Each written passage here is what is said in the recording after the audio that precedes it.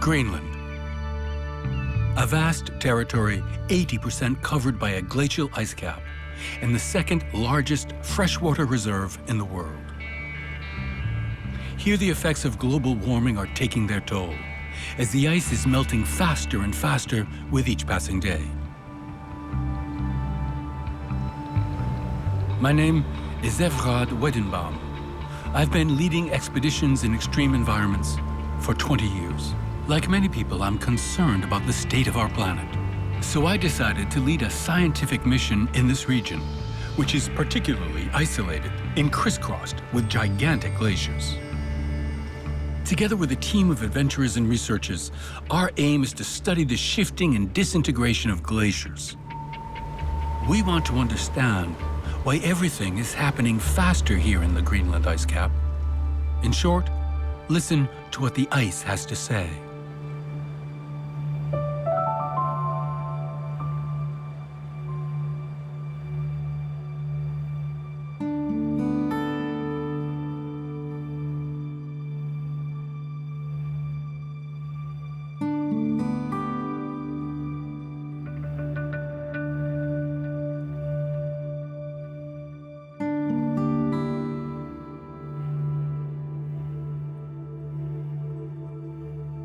We've just arrived here, on the east coast of Greenland, the far end of Scoresby Sund, one of the largest fjord systems in the world.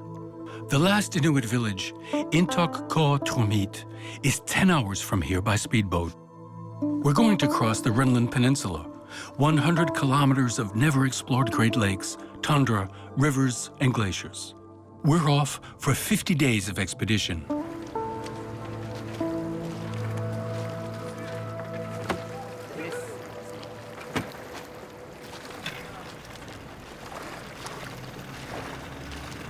Before our Inuit guide returns to his village, we take advantage of his small boat and good weather conditions to find a nearby iceberg where we can test our equipment.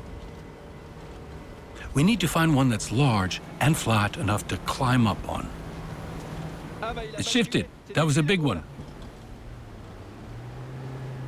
Our plan is to study the inner mechanics of icebergs using new scientific procedures, which require getting up to these huge ice structures.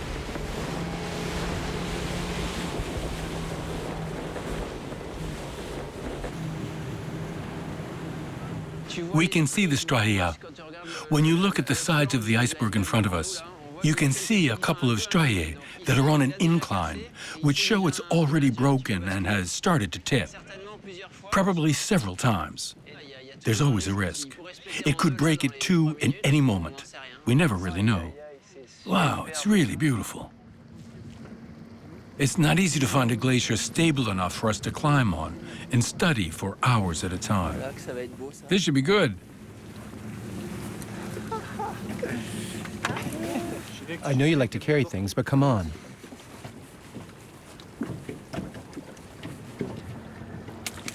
I'll give you a little slack. Try to keep it out of the water if possible. Where are the ice pigs?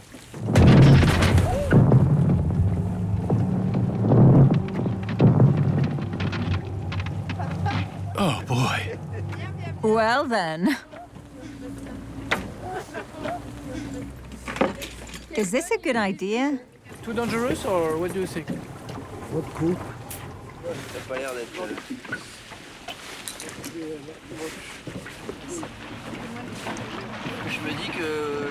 Really, no matter the iceberg, there's always a chance it cracks. I think so too. Trouble is, there's no such thing as a stable iceberg. They crack without warning. They flip. It's like Russian roulette. But they're so massive and beautiful that you just want to climb them. It's been my dream since I was a kid.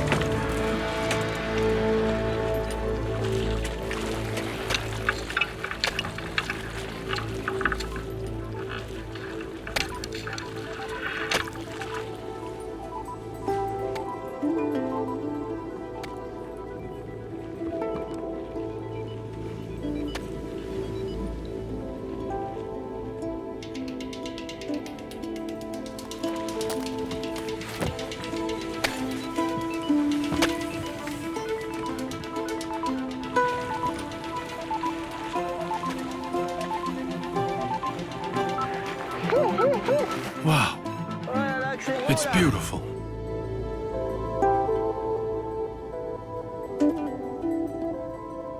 The countdown begins. We know we can't stay too long on such unpredictable ground. I'm quickly joined by the scientists. Not a bad office view. I'd say we have it pretty good right now. Go, go, go left. A little to the left. Go to the end of the rope. Very good. Keep going. How much is that? Stop!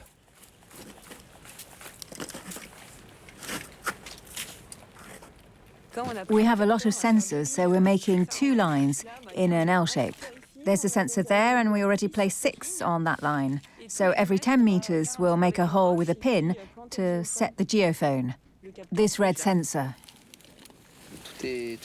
Everything's ready. We just have to set up. I'm holding a dozen geophones that will record all the mini vibrations of this.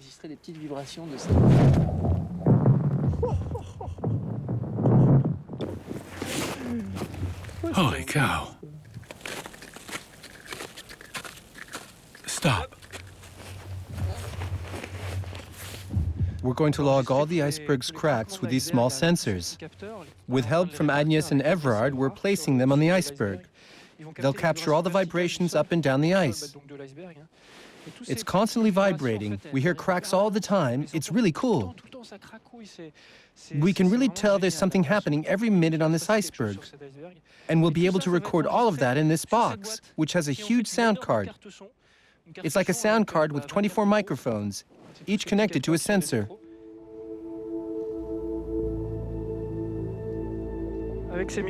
These microphones allow us to pinpoint the source of the sound, so we know if the cracks are always coming from the same place. Knowing whether the cracks come from here or from there will really help us understand how the glacier works. I'm personally interested in understanding how all that resonates. The sound within the iceberg should resonate like sound in an ice cathedral. When you make noise in a cathedral, there's a powerful, long-lasting echo, and this iceberg should display a similar effect. When it cracks somewhere, that echoes and resonates throughout the entire iceberg. We should be able to record that, which I don't think has ever been done.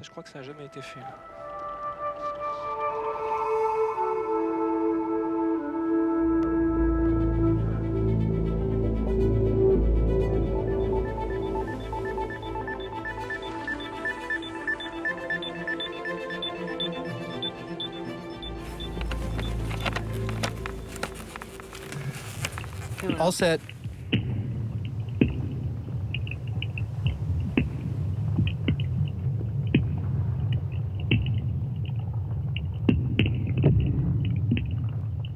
What's new is our study of seismic waves caused by the iceberg's fracturing. We'll be able to tell if it's the waves, the tides, or the air or water temperatures that are weakening the iceberg and causing it to recede.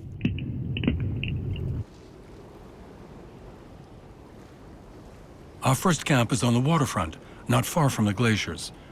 The ice flow is retreated here, making this polar bear territory. We'll do everything we can not to disturb them, but they could get curious. Time for a quick lesson for those who aren't familiar with guns. You see, it's red there, so you can fire. Oh, God. But why does it automatically do that? It's on, off, on, off. Now it's on. Now it's on. If a huge bear suddenly appears, I'll just panic. Do you really think I'm going to worry about my aiming and my position? Bears just don't run at you from 300 meters away. They approach slowly. They stop, sniff, then they move again, you know? Can't we just yell or run away? No. Don't run. Can't we do something else before shooting? Lots of things. Shooting's a last resort. Okay, like what? First, try the flare. Try the flare, okay. Then you try shooting. But shoot next to the bear, not at it. Oh, I'd miss him anyway. Good. Even better then. Which eye Hold do I on. close again? The left or the right?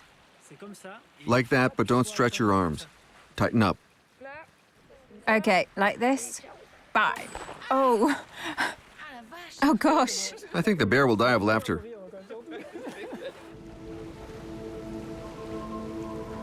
We had been dreaming of the day we could explore this corner of the Arctic and carry out our science projects. But we had to wait for the ice floe to leave the fjord. Now we have just under 2 months to get the job done. And it hit us hard right at the start. The countryside, the noises, the animals, the skies, the lights, it's all powerful here.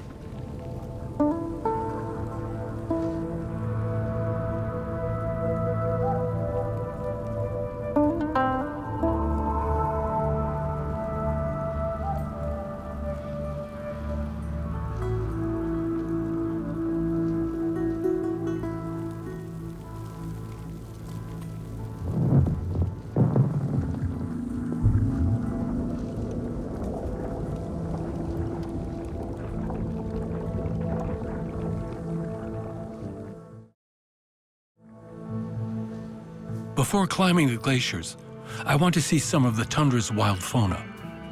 The natural tundra here in Greenland covers a land the size of Germany. See there? That's one right there. Fabulous creatures live here, and it's not always easy to study them.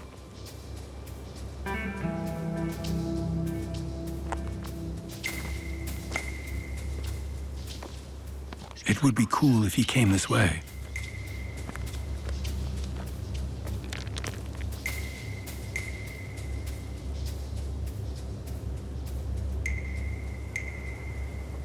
Look at that one with a broken horn. He's gorgeous.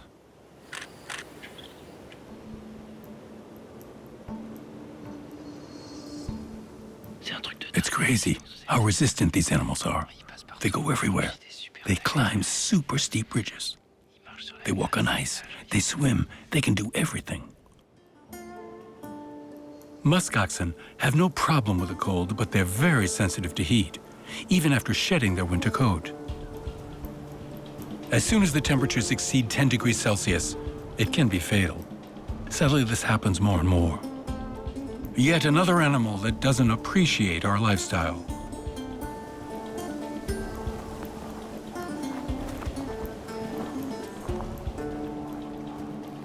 According to the Inuit, it's a foul-tempered creature that's potentially even more dangerous than polar bears.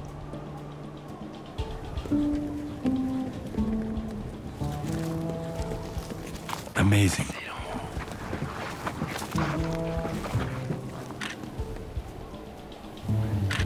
He's beautiful. The other day, I got really close to one, even closer than this. He wasn't paying attention, and he only noticed me when I showed myself. And he turned towards me and looked me straight in the eye.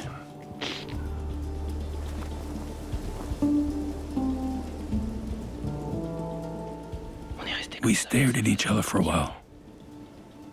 I sensed he wasn't going to back down, so I pulled back and moved away. 300 kilos is a big animal. I wouldn't want to be impaled.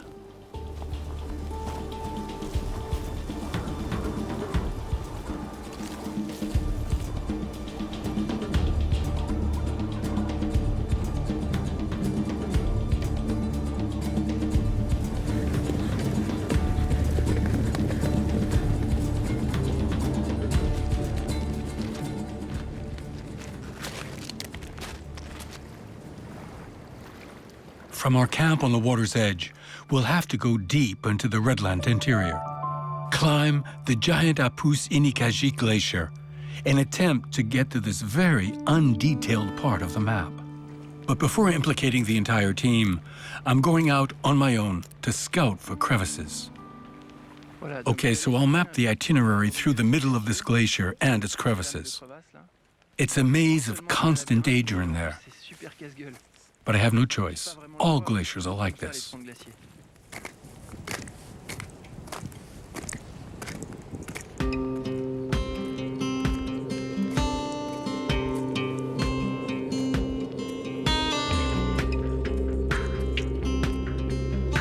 I have to admit these types of obstacles are what keep the adventure exciting.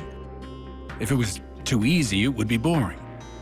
But I'm not sure everyone on the team feels the way I do, especially when carrying heavy loads. We packed for 10 days of hiking with scientific gear, food, ropes, crampons, our shelter. Some have over 40 kilos on their backs.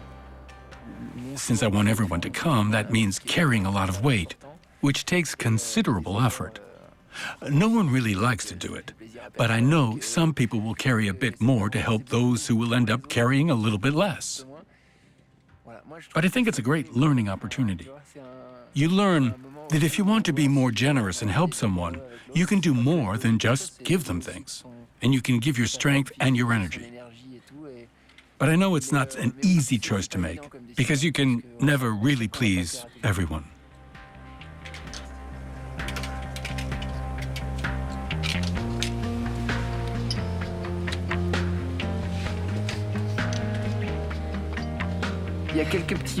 You see the moraine deposits and the big pile of rocks over there? It's not stable at all. And when you're carrying a big bag like today, it's really dangerous.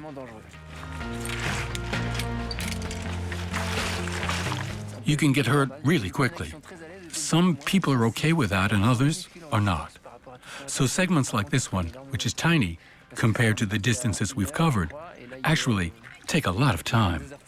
We left around 1 p.m. and it's now 10:30 p.m., so we've been on the move for 9.5 hours.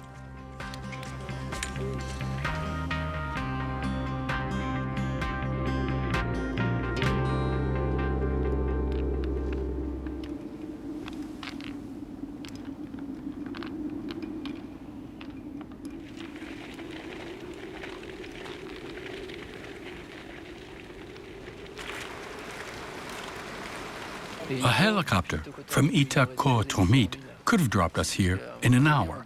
But the thing is, we wanted to be ethical about this whole expedition, so we decided to go by foot. That's great, Gael. Well done. Nice. But we're also here to experience something for ourselves, to experience it in our own way. And our way is the way of nature, so we're not going to just lumber in here like fools.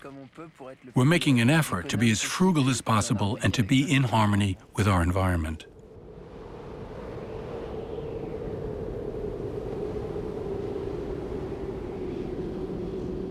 That harmony is best embodied by Aurélie, our illustrator.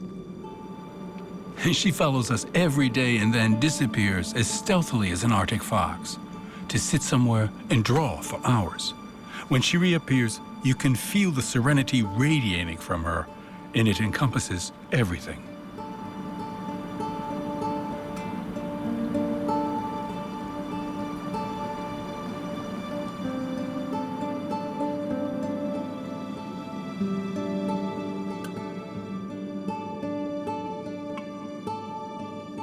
Now we're here in the heart of the Greenland Mountains. We're looking for a small hill that we hope will give us some geological clues about the region's past. For the second time, I'll scout the terrain ahead of the group, as the hill we seek lies in the middle of a frozen lake that's 10 kilometers wide and full of icebergs. They're packed tight against one another. I hope to find a passage through the clusters a bit further ahead.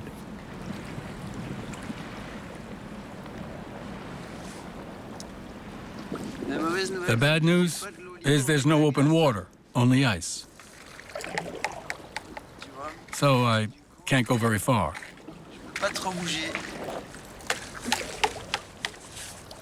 This is all ice. I can't get through. And I risk puncturing my boat if I insist.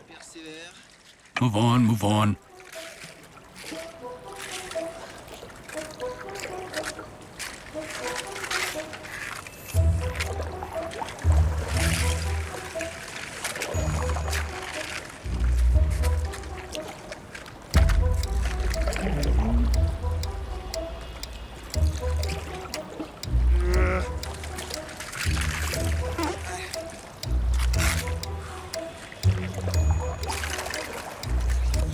Come on, move on, move on.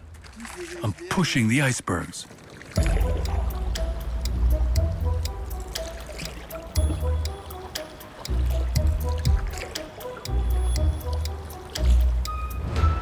I'm so happy to see this.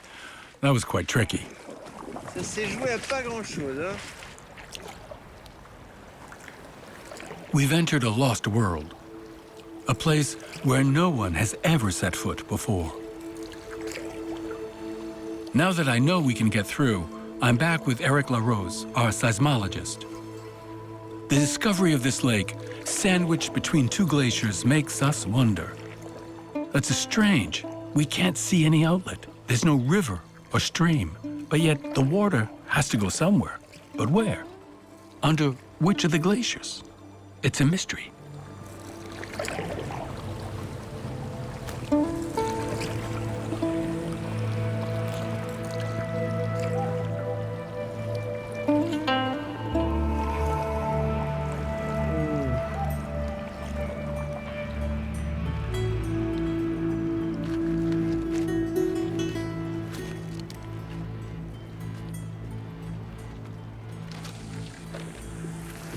Look, it's muskox fur. They must be not far, because these traces are fresh. They could be just around the corner.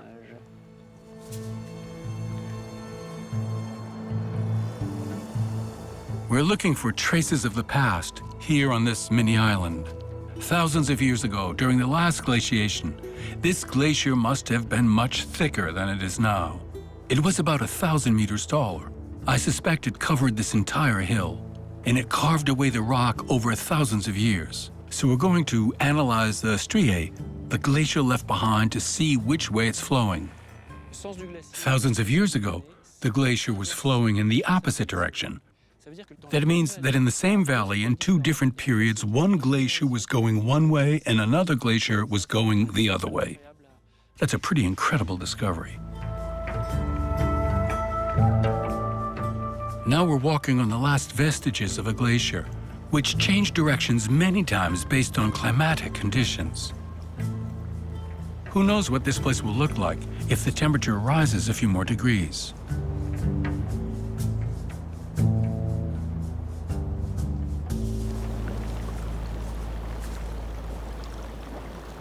We made it to Edward Bailey, one of the biggest glaciers on the Scoresby Sound. One of our primary goals is to study the connection between the meltwater and the speed at which a glacier moves. We're looking for a way in. The best way is to follow the rivers. My goodness, this is like Waterworld? Waterworld, the Eskimo version.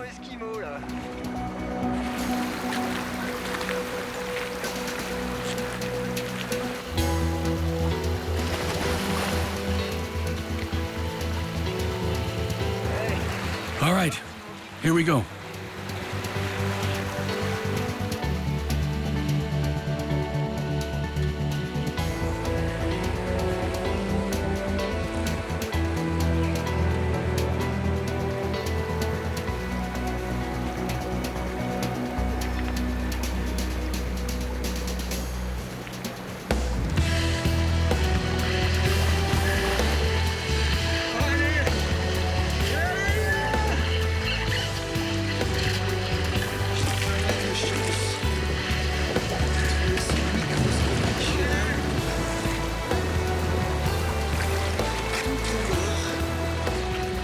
This is sick.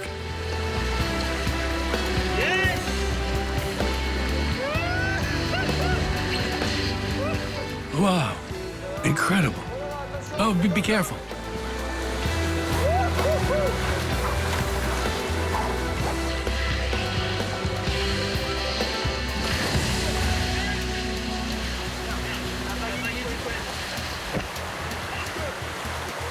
Other side, other side. There. You okay? Yeah. I'm coming. Wait.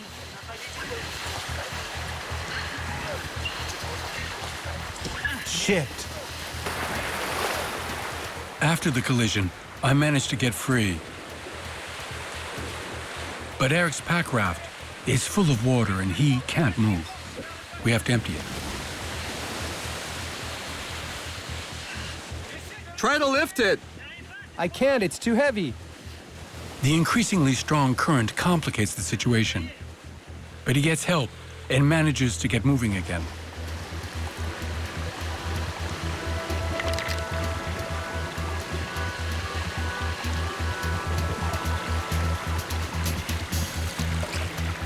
This is crazy. We're at the end of the world, on an enormous glacial river. It's clearly the biggest glacial river I've ever seen. And somehow the meanders are just the right size for us to go downstream.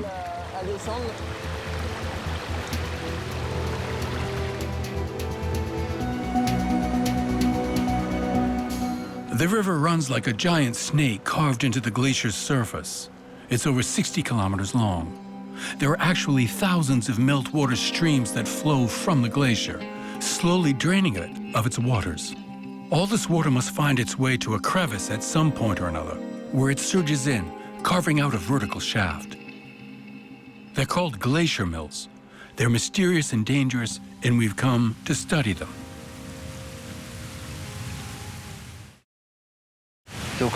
You let the sound guide you, and as you get closer, you feel it, and suddenly, it's right there in front of you.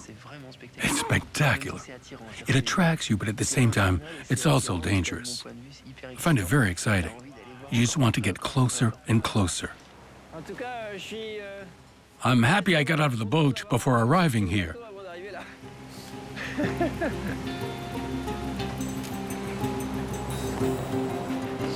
It's a little nerve-shattering.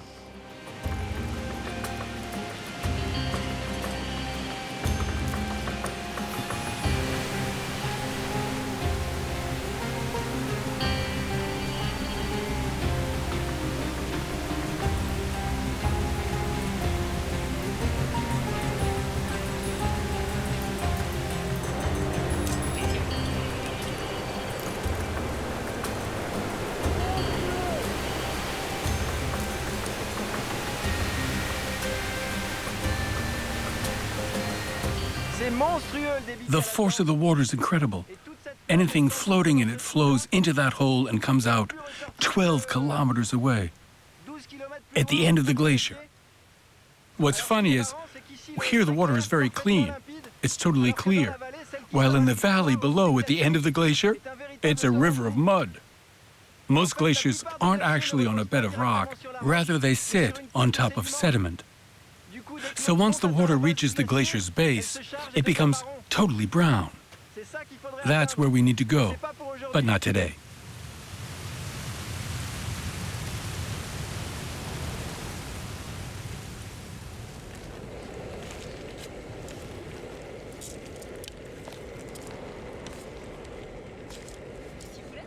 Want chives with that? Yes, I got them out.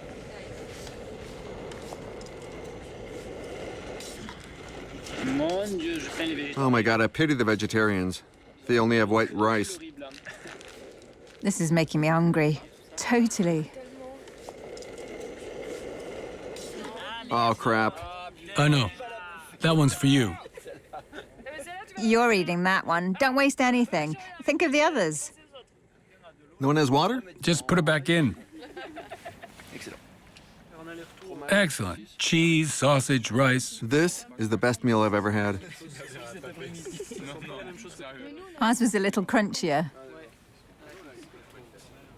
Wait, where is it? There? After scouting this site with a small team, I reassure the scientists. Countless glacial mills punctuate the glacier, and one of them looks perfect for our study. We saw a great one near here. It was perfect. I think this one will be the easiest to access. It's really beautiful, like stunning. So we can go down, but we won't go too deep. So we won't need lights? No, it's very blue, very bright and big. Is it full of water down there? There's a lake. Okay, got it. This should be cool. Our plan is to slip down inside the glacier and set up our instruments. We have to take lots of things into account. The entry, the flow, the depth, the width. We're sure to discover endless twists and turns that result from the glacier's movement. Because while they seem very stable, Some glaciers advance several meters a day.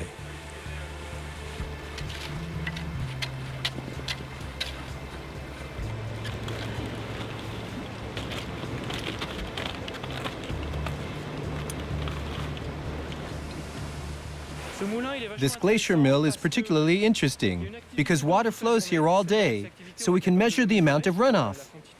Additionally, it's big enough for us to get inside, so we'll be able to go to the bottom and see what's really happening in the heart of the glacier.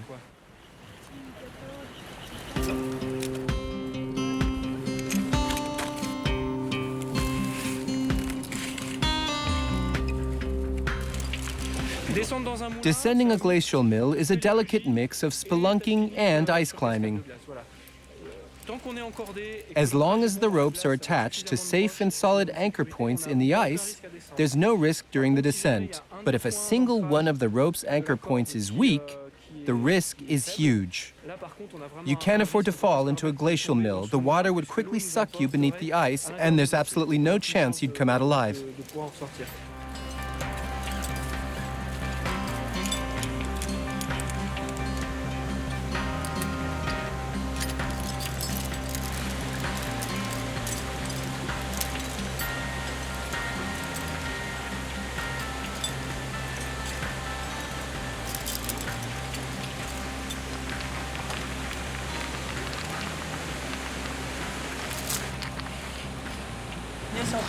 I'm precisely measuring the water levels with this tool, which also measures the temperature at a few different depths.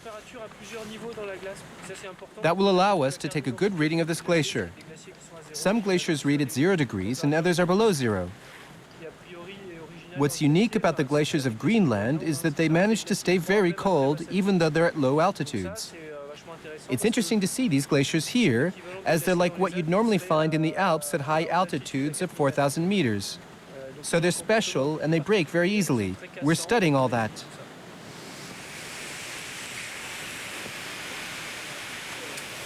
So what we're doing right now is digging a small recess where we'll place the seismic sensor.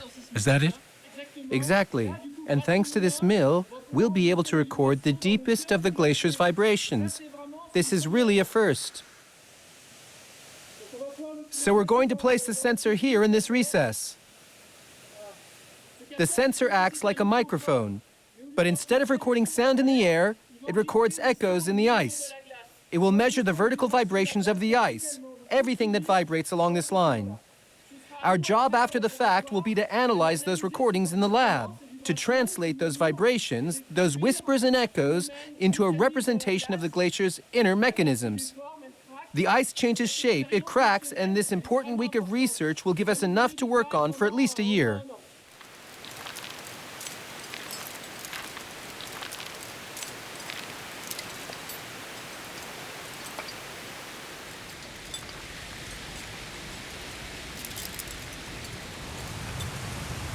This is an incredible journey to the center of the ice. But we're not stopping at the water's surface. In fact, we're going to take it to even further extremes. We want to know what's underneath the ice and where the water comes out.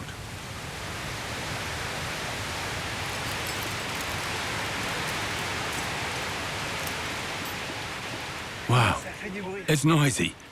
I'm soaked, but it's okay. Be careful, though. I heard a cracking.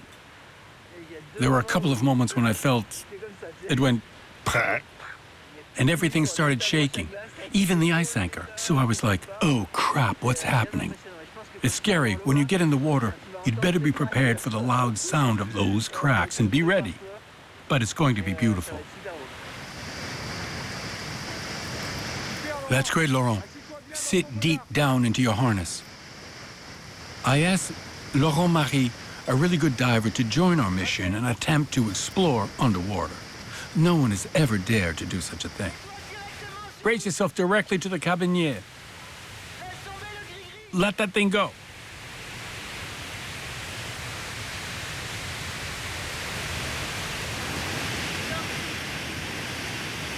Of course, he'll be attached to a rope underwater to make sure he doesn't get swept away.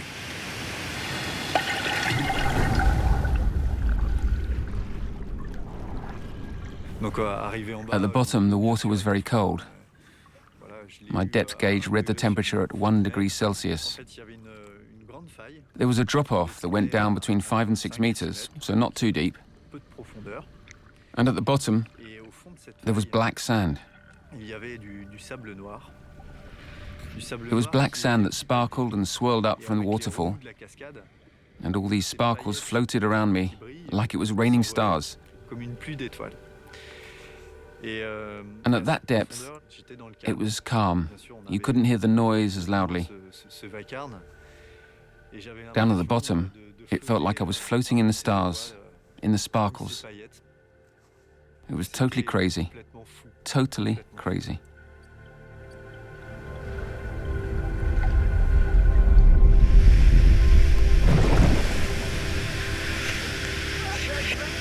It's incredible. Amazing. It's amazing.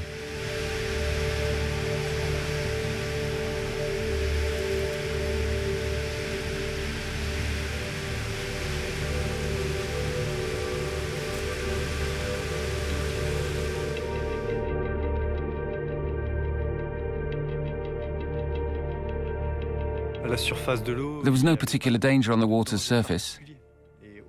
However, at the bottom, where it got really difficult, was at the edge of this chasm. As I got closer to the bottom, it dropped off and I could feel the current pulling me towards the chasm. So I had to be really careful not to get caught in that, because we didn't even know where it came out. I was in another world, another universe, a universe of poetry and magic. It was a dream come true for me.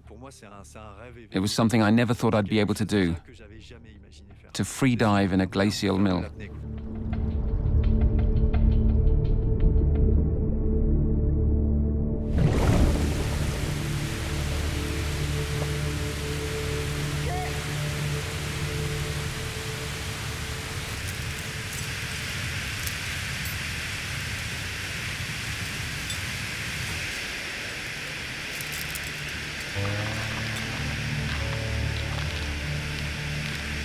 That's good.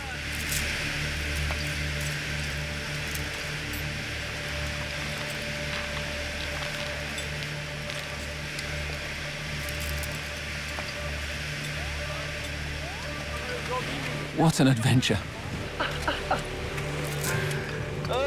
What an experience.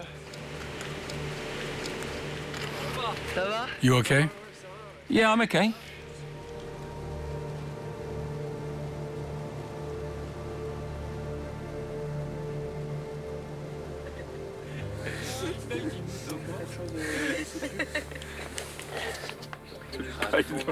That one worked.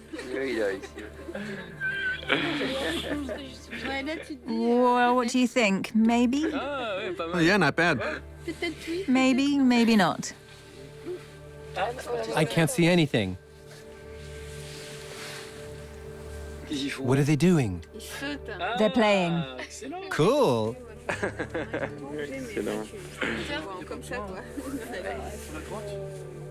What about here? We were testing the depth by throwing a rock.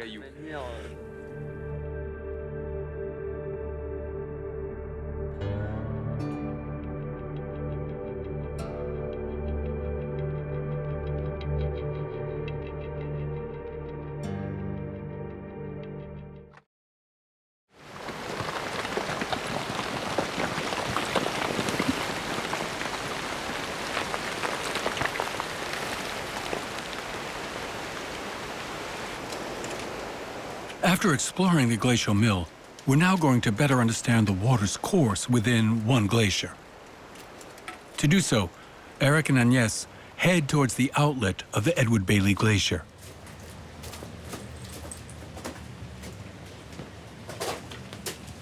Great. Incredible. Beautiful. The river seems to pass beneath us, which is incredibly lucky, because we can follow it quite a long way without being in the water. That's really great. We start seeing beautiful blue color there. It's awesome.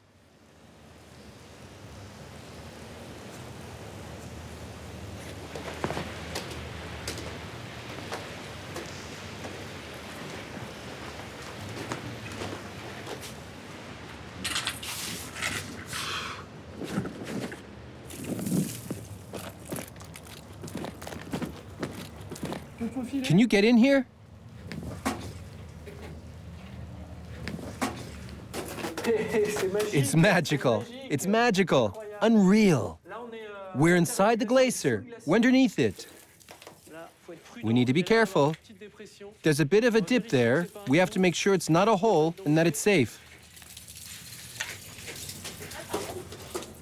It's still going. Holy crap, it's huge. Way! There's another cave over here.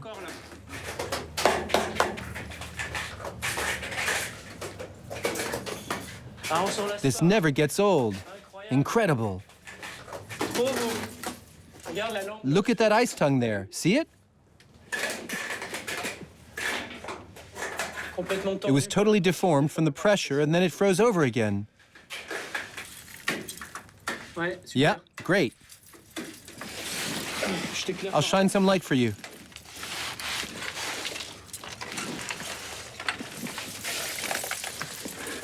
This is under-ice spelunking.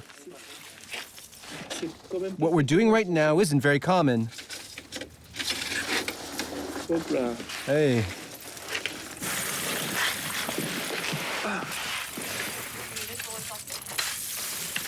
I'm like a stuntman.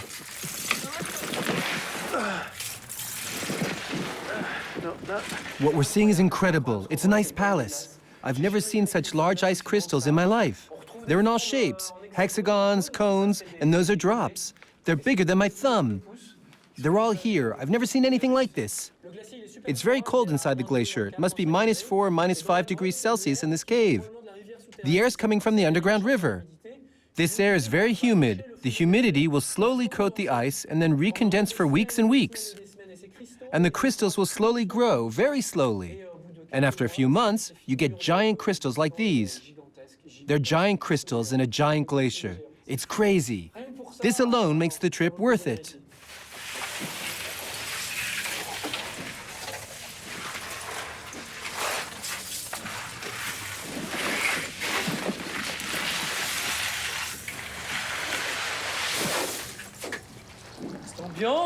The ambiance here is incredible. An underground river in the ice.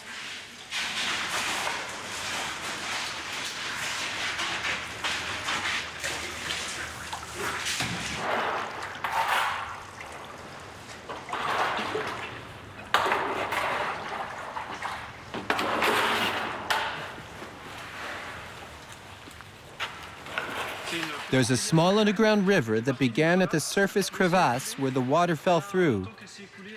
And while it flows, it melts the glacier from the inside.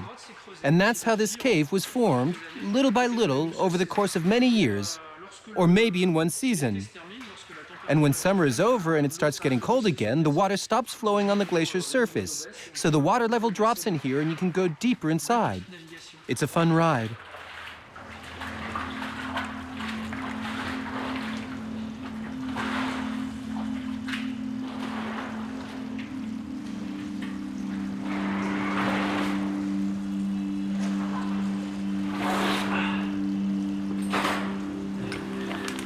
We're going to tie the boats up to be sure they don't float away in case the water level rises.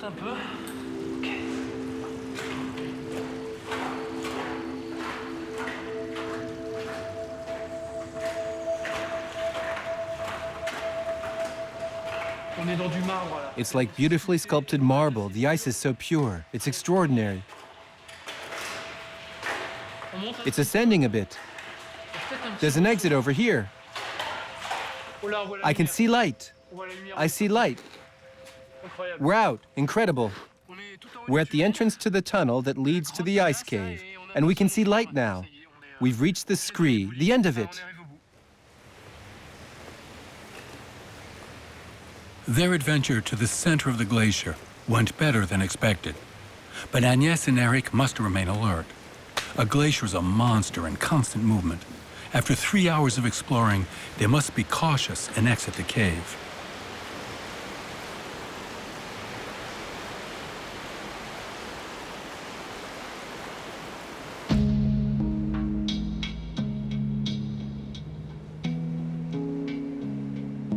The change in decor is almost surreal.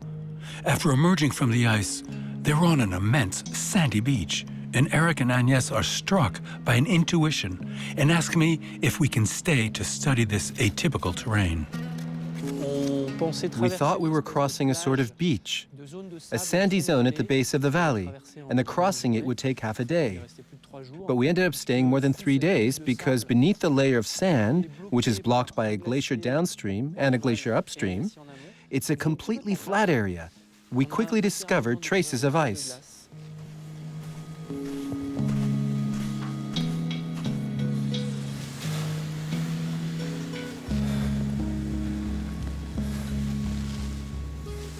By walking like this, we can probe beneath the ground of the entire valley.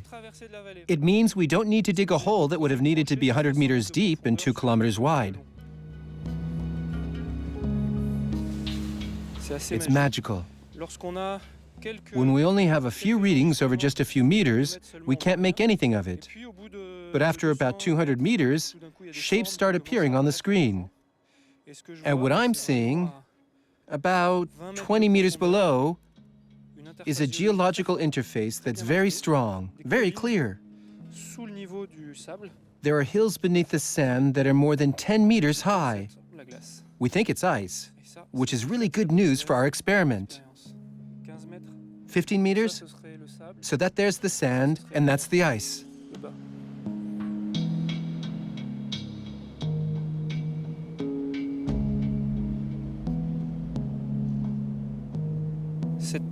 This beach is not a beach, it's actually a glacier. There's a significant amount of ice that's trapped in the valley and no longer moving, because it's isolated by the sand. This glacier could be very old. It's a fossilized glacier. We don't know if it's been fossilized for a couple of 100 years, a couple of 1,000 years, or even tens of thousands of years, which would be truly exceptional. But one thing's for sure, we put this fossilized glacier on the map. We had to take the time to do this expedition by foot and take the time to stop at this place in order to discover this wonder.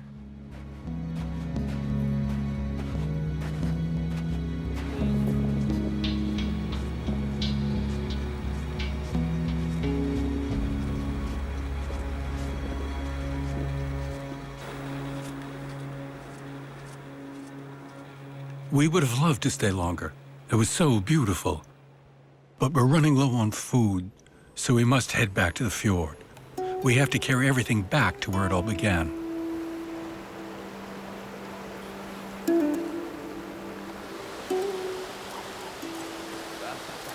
Yes, tie it there. Pull a bit more. The problem is that the rivers are swollen. We can't cross carrying the bags. Falling in the water with your pack on and getting everything soaking wet is just unthinkable. It's barely 5 degrees Celsius outside. You'd never warm back up.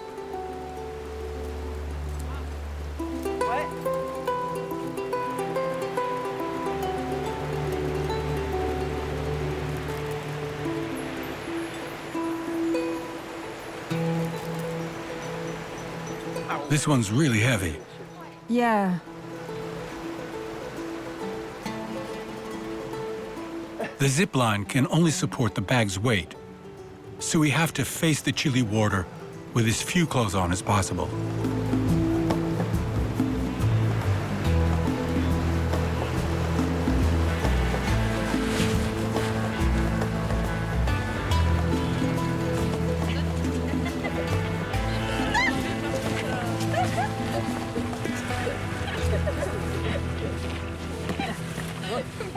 Thanks.